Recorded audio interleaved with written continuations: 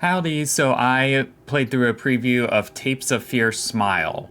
This is a first-person horror atmospheric experience.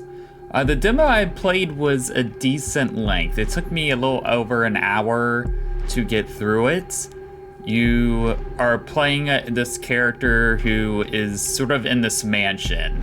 It's kind of like a Resident Evil of sorts, where you kind of start in one room and you solve some puzzles, and then you get more access to other rooms, and then you have to go find puzzles to get access to the other room, and then you're trying to find a way to get all these key items. So when playing through the game, I played it on the computer using controller, and it worked fine. The atmosphere is a little bit creepy because you're just kind of going through this house.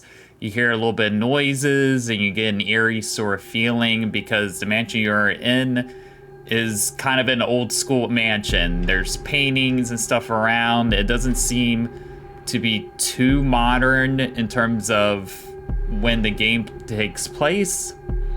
And as you're going through, you kind of have to be careful. You can run through if you want. You get a certain bit of stamina where you can run through the next room or get to a place faster. However, you are risking this little thing that may be lurking around. There's gonna be some sort of creature thing that likes to smile, that's kind of listening out, keeping an eye out on you, and you want to get through this as safe as possible.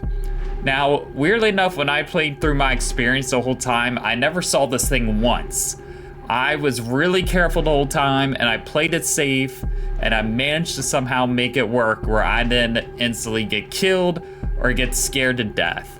Now, maybe I should have pushed a little bit just to get that experience of what it was like, but I liked the game enough and figured one day I'm gonna probably hop into the full thing and I'll get to experience it there. So basically the end goal of this is you're trying to get this particular item. And to do that, you kind of have to navigate around this whole mansion. There's attic areas, there's a basement that's really creepy.